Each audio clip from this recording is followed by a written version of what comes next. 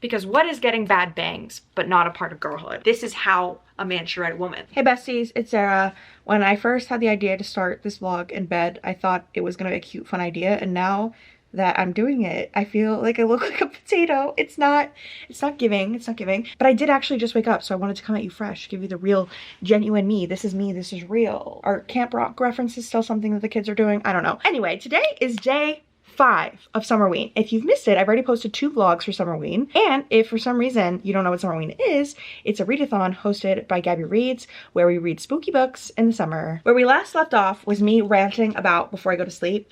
And it was literally before I was gonna go to sleep because it was like 2 a.m. and I did not like this at all. And I mentioned that in the next video, aka this video, I was gonna be talking about the highest rated horror on my TBR. So I'm gonna be reading The Night Parade by Ronald Malfi and then Mary by Nat Cassidy. This is like a post-apocalyptic book, and then this is about a woman named Mary. It's kind of vaguely inspired by Carrie. And I have to say that before I went to sleep, I said that I was gonna go to bed because I've been going to bed nonstop at like 4 a.m. during this readathon. It's been really bad, but I've also never read this much in a week. Well, I wouldn't say never, but I don't often read this much in a week, and I feel like in order to achieve it, because I have a full-time job, I have to stay up really late. So I have been staying up late, and it's not good. Like, I literally feel like I've been sleep depriving myself, and it's like a form of torture. Also, I can't remember what these ratings are on Goodreads because I dropped my phone into the crack of the bed and I simply don't want to get it right now. It's just, that's beyond my willpower at this moment. So I will flash on the screen what the Goodreads rating is for each of these so that you know that the ratings are pretty high, and that's why I'm gonna read them. So I started reading Mary. That was a mistake. That was a mistake because I ended up going to bed at 3:30. I read this for like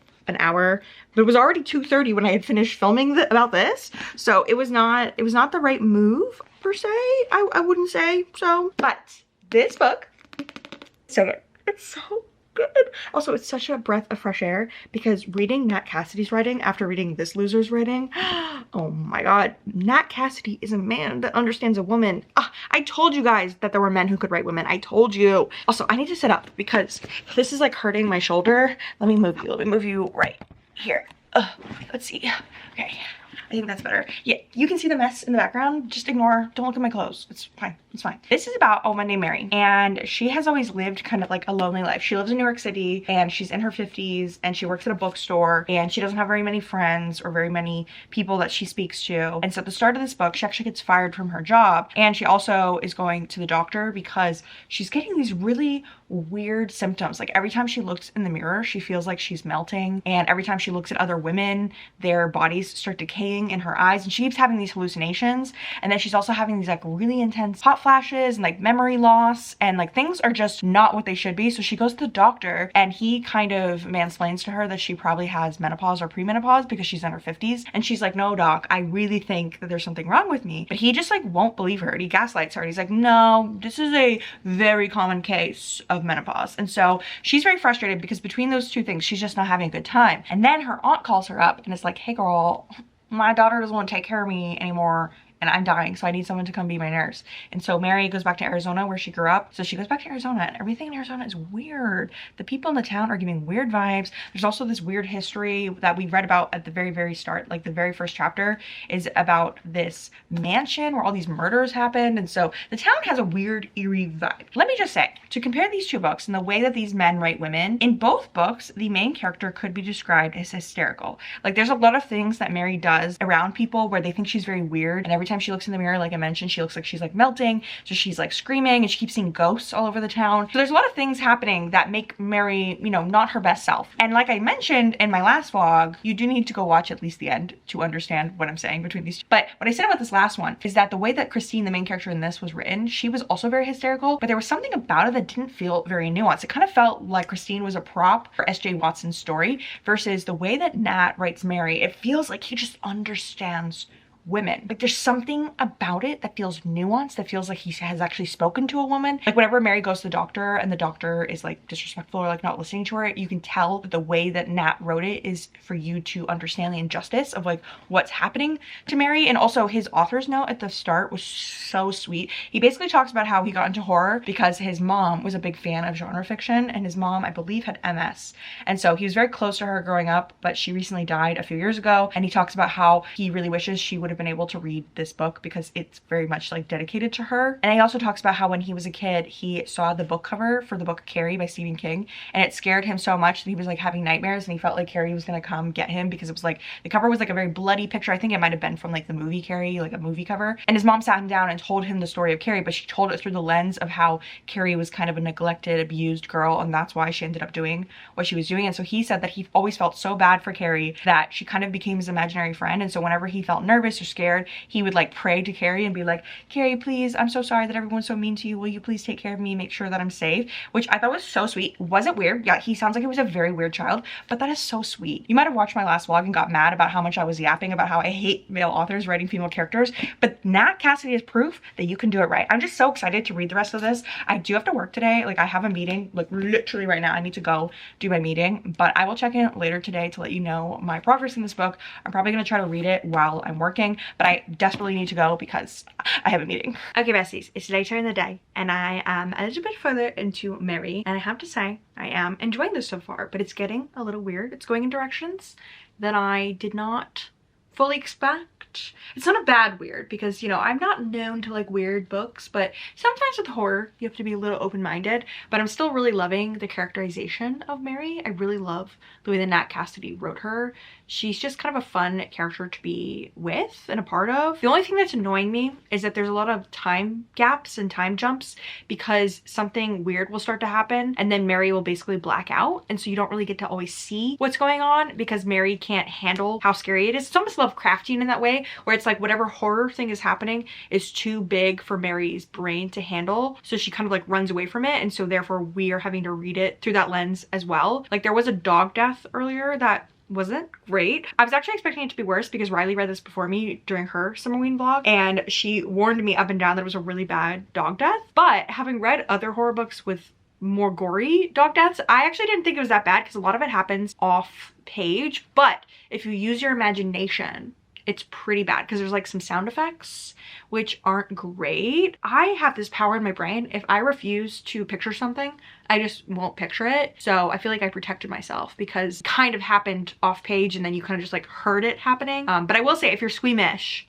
just look out at like the 35% mark because that dog death will get you. It really will. I think I'm gonna try my hardest to finish this for tonight because tomorrow I'm actually getting my hair done and I want to read, you know, the next horror book for the vlog. So I'm hopeful that I can finish this tonight. I also am needing to film a book unhaul for my channel. I have a sponsored video actually coming out like early next week, and so I need to film something for it. And so I'm gonna do a book unhaul because everyone's been doing book unhauls lately. I saw Gavin do one, I saw Jordaline do one, I saw Riley do a few, and so I'm like, I want to fit in with everybody. I want to do some spring cleaning. So I need to tonight just make sure that all of my books are like on my shelves so that I can do an unhaul, if that makes sense. Also, I want to show you guys the shirt that I'm wearing because Aaron bought this for me. He randomly saw it on Instagram and he knows that I'm obsessed with butterflies, so he bought it for me as a little surprise, which I thought was really sweet. And then also I got these earrings from Hot Topic a while ago. They're little ghosts with butterflies on them.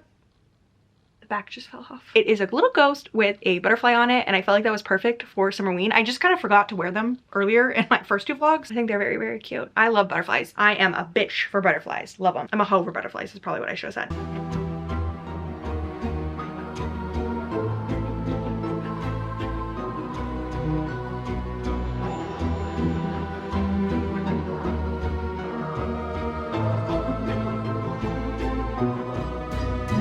Okay, good news is that I finished Mary. Bad news is that it's currently 3:19 a.m. I'm going to take off my makeup while I talk to you. And yeah, I'm gonna use makeup wipes. If you don't like it, tell your mom. To be honest, these makeup wipes actually have quite a bit of like oil on them. They're from Neutrogena, they're fragrance free, and they're ultra soft cleansing towelettes. And I like them because I really do feel like they don't tug as much as other makeup wipes. Oh, and the other bad news is that more of my nails have come off. To be honest, it's because they're starting to come loose and I did pick them off. It kind of hurt, honestly, so that's why I stopped. And now I just don't have a good look and I have to film a video tomorrow, but my fingers are just gonna have to be like this. I finished this and I really, really enjoyed it. I want to give it 5 stars so bad, but unfortunately I can't just because of some of the pacing issues.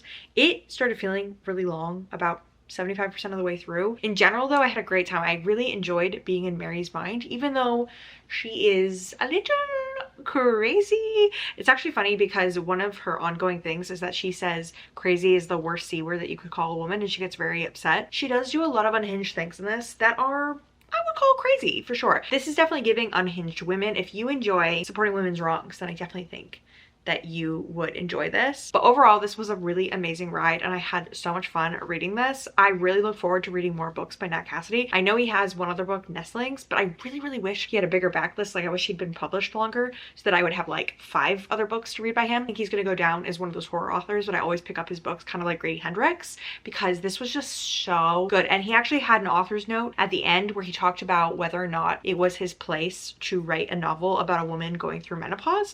But I honestly feel like the way that he went about it was like very respectful. Like you could just tell that he had a lot of sensitivity readers and he really tried to make sure that he was like treating the topic with care while still making it like a horror. This is how a man should write a woman. Also, something that I realized is that the woman in the bathtub here, I thought this was like a little shower cap on her head, but that's actually a pillowcase. Am I wearing the same shirt that I was wearing last night? Yeah, I am.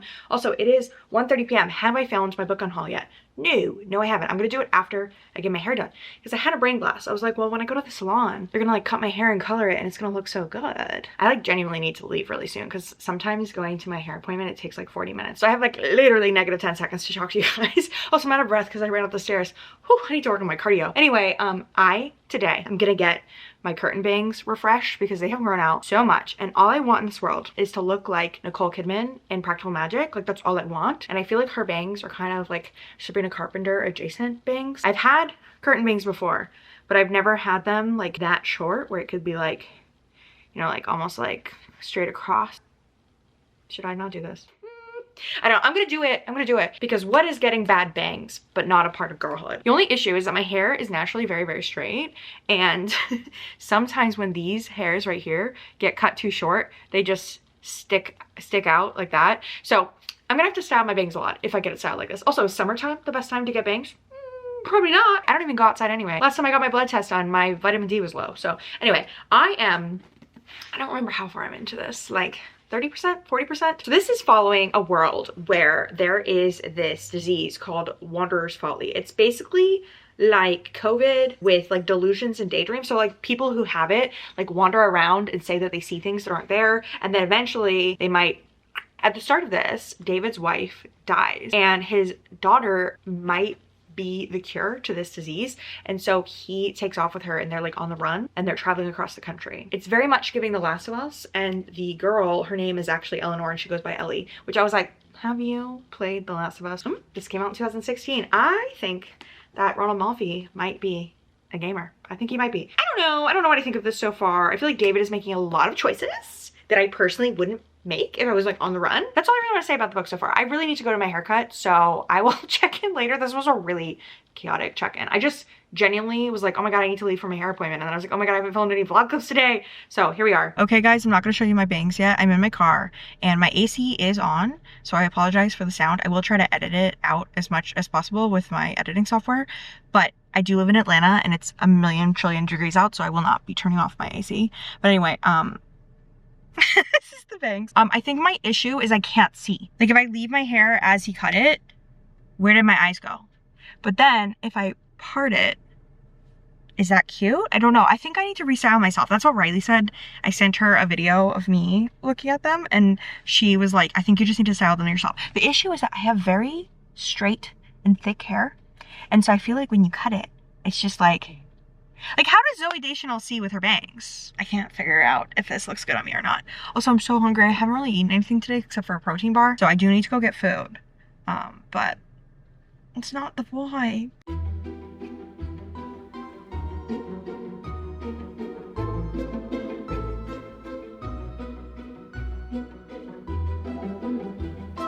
Okay, I am still kind of regretting the bangs, but I will say when I put my hair up in a claw clip, I feel like it looks a little bit better. I also still have not styled them. I know I promised I was gonna go try to style them. I actually don't think I'm gonna do that tonight. I actually don't even think I'm gonna film. I set up my bookshelves and the lighting and everything in order to film, but I think I'm gonna do it tomorrow, which is technically day 7 of the readathon, and this vlog is only for day 5 and 6. Hello, Billy. She has come to join us. What are you doing? I think she wants her WAP. She hasn't learned to spell yet. So I don't think she knows what I just said. But I need to take her on that too. That's another reason to not style my bangs tonight because it's so hot outside. I don't know, maybe they're growing on me. A lot of my friends in my text messages have been maybe lying to me saying that they love it, but I feel like I have very small eyes and you can't see them. And then also, I feel like I already have like kind of a wide face. And also, I've always felt like I had kind of a big nose, so I feel like it's accentuating that as well. This has honestly just devolved into a vlog about my bangs. I'm sorry, it's supposed to be a vlog about the highest rated horror on my TBR. Anyway, I don't know. What are my plans for us tonight? Okay, I'm gonna try to get these nails off, okay? And then I'm gonna finish listening to the Night Parade because I've been listening to that on audio. You might be asking yourself, what are you going to be doing in the Patreon vlog? Since I just mentioned that day 7 is going up on Patreon. And the answer is I'm going to be reading The Watchers by A.M. Shine because that's my book club pick for the month of July. We picked something spooky in honor of Summerween. So I'm going to read that and then compare it to the movie because the movie is now available on demand. I think you can buy it to like watch at home. So I have a lot to do tomorrow because I'm going to film this book on haul and then do all that. Also, oh my god, my forehead is already sweaty. I've been talking about my bangs too much. Anyway, that's what my Patreon vlog is going to be about, is that book and comparing it to the movie. We excited for go walkies? Girl! I don't think this bang situation is much better than when I was serving earlier, but anyway, did I take off the nails like I said I was going to? No, I didn't. I'm going to do that in the morning. I do have a meeting in the morning. So while I'm in my meeting, because you know I work from home, I might soak this in like soapy water with like olive oil to try to get these off. They're like very hard on. Let's talk about the Night Parade. I'm gonna be completely 100% with you, keep it real.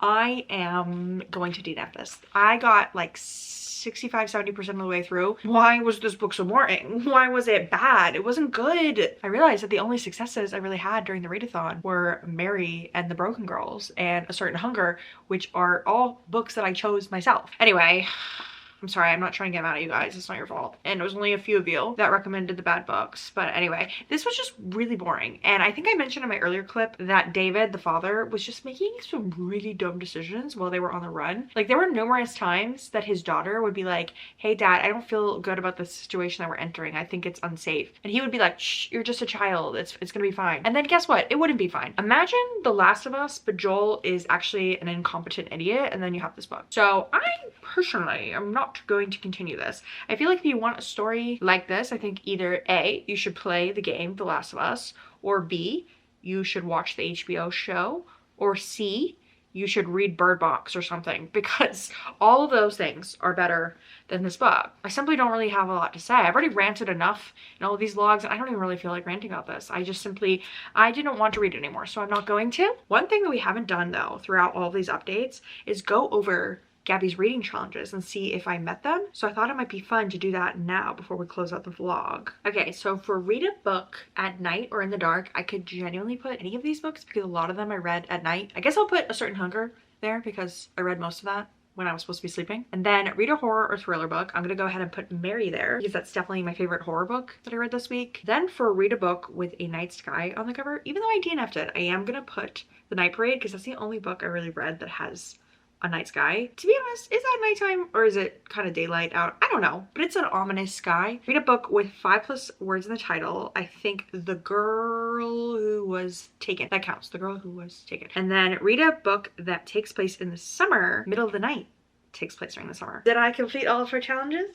Yes, I did. I kind of wish I didn't have any more books to read because I'm tired of reading. I actually have to read The Watchers because, like I said, it is my book club pick. Genuinely not in the mood, but it's okay. We're gonna film tomorrow. I'm gonna style my bangs. I think the vlog will incorporate me styling my bangs, me filming my unhaul. It'll be a little like spend the day with me moment. It'll be really cute. If you are interested in joining my Patreon, you can head on over there. Lots of fun things over there like readathons and reading sprints and other live shows and a book club. We also have a Discord that's really great. I love connecting with my patrons over there. And there's also exclusive videos if you sign up for the besties tier. So if you're interested in any of that, then you can check out my Patreon and I'll love you forever. And if you're only interested in watching my videos here for free, I love that too.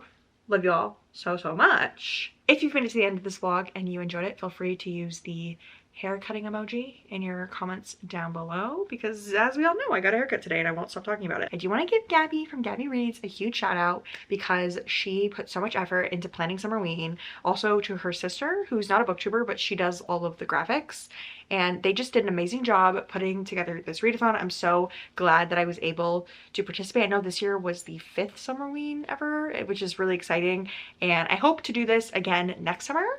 But I think next summer I might only do 2 vlogs because 3 vlogs, it was too much for me. It was way too much for me. I am tired.